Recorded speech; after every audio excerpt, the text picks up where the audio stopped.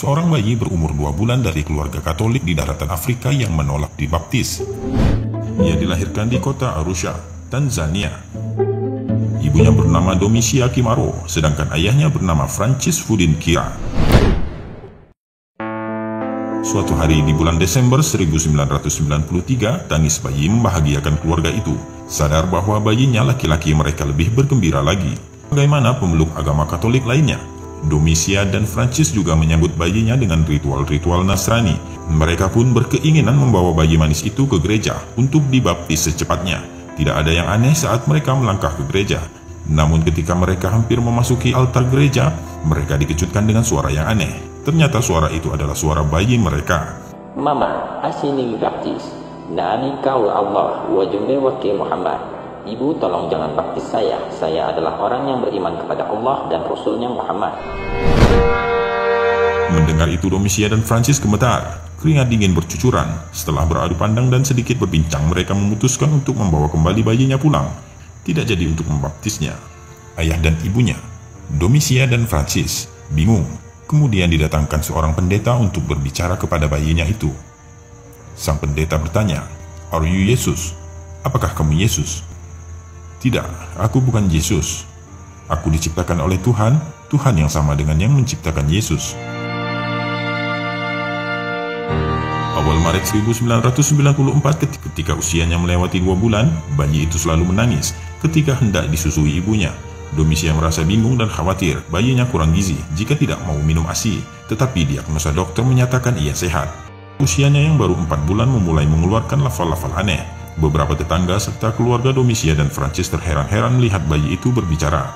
Orang-orang yang takjub menimbulkan kegaduhan sementara, namun kemudian mereka diam dalam keheningan.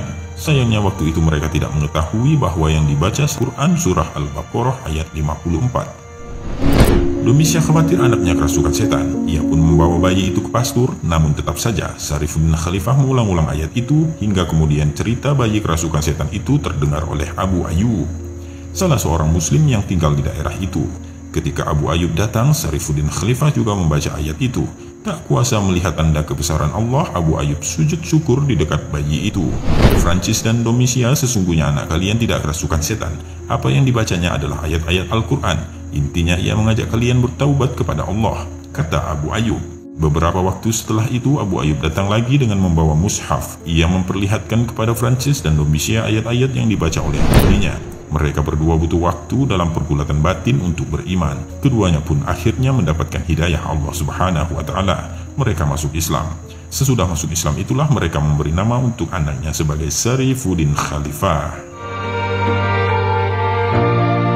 Keajaiban berikutnya muncul pada usia 1,5 tahun. Ketika itu Syarifuddin Khalifah mampu melakukan sholat serta menghafal Al-Quran dan Bible. Lalu pada usia 4-5 tahun ia menguasai 5 bahasa.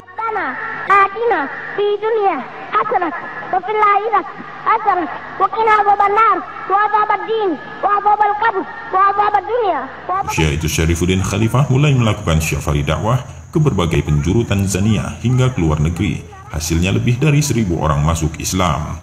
Kisah nyata Syarifuddin mengislamkan ribuan orang ini terjadi di distrik Pumwani, Kenya, tahun 1998.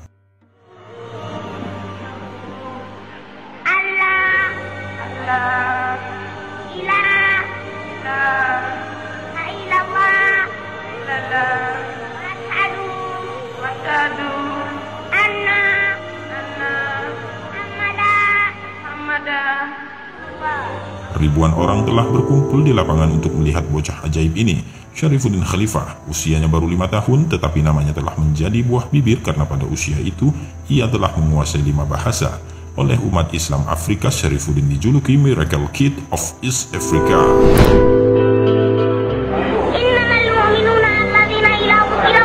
Perjalanannya ke Kenya saat itu merupakan bagian dari rangkaian syafari dakwah ke luar negeri. Sebelum itu, ia telah berdakwah hampir di seluruh kota di negaranya Tanzania. Masyarakat Kenya mengetahui keajaiban Syarifuddin dari mulut ke mulut. Beberapa waktu kemudian, sei kecil yang mereka nantikan akhirnya tiba. Ia datang dengan pengawalan ketat layaknya seorang presiden. Ribuan orang yang menanti Syarifuddin Khalifah rupanya bukan hanya orang Muslim. Tak sedikit orang-orang Kristen yang ikut hadir karena rasa penasaran mereka. Mungkin juga karena mereka mendengar bahwa bocah ajaib itu dilahirkan dari keluarga Katolik. tetapi hafal Al-Quran pada usia 1,5 tahun.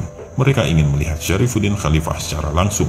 Wajar jika anak kecil itu memiliki wajah yang manis, tetapi bukan hanya manis, ada kewibawaan dan ketenangan yang membuat orang-orang Kenya takjub dengannya, mengalahkan kedewasaan orang-orang dewasa. Bahasa Arabnya yang sangat fasih diakui oleh para ulama yang hadir pada kesempatan itu. Hadirin benar-benar takjub, bukan hanya kagum dengan kemampuan berceramah, tetapi juga dengan isi ceramahnya yang membuka mata hati orang-orang Kristen yang hadir pada saat itu. Ada seberkas cahaya hidayah yang masuk dan menyelusup ke jantung nurani mereka.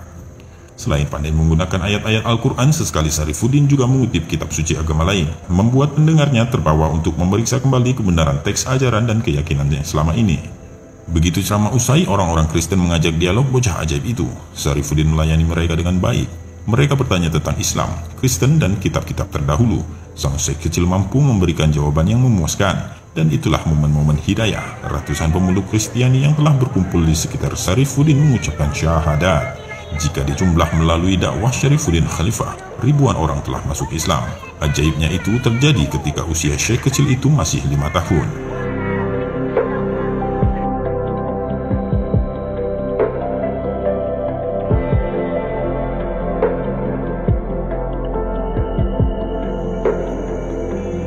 Mungkin Anda akan terheran-heran, bahkan tidak percaya jika ada orang yang bilang bahwa di zaman modern ini ada seorang anak dari keluarga non-muslim yang hafal Al-Quran dan bisa sholat pada umur 1,5 tahun, menguasai 5 bahasa asing pada usia 5 tahun, dan telah mengislamkan lebih dari 1.000 orang pada usia yang sama.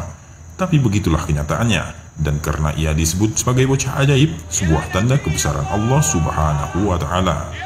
Sekarang bayi itu sudah remaja. Para ulama dan habaib sangat mendukung dakwah Syekh Syarifuddin Khalifah. Bahkan ulama besar seperti Al-Habib Ali Al-Jufri pun rela meluangkan waktunya untuk bertemu anak ajaib yang kini telah remaja dan berjuang dalam Islam. Allahu Akbar.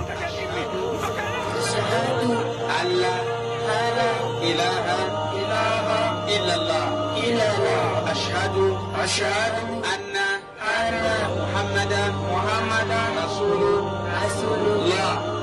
Natamka kwa ulimi na tunakubali kwa roho yetu hakuna mola apasaye kuabudiwa kwa haki ila Mungu ni mmoja tu, na Mtume Muhammad ni mtume wa Mungu, na Yesu si Mungu wala si mwana wa Mungu.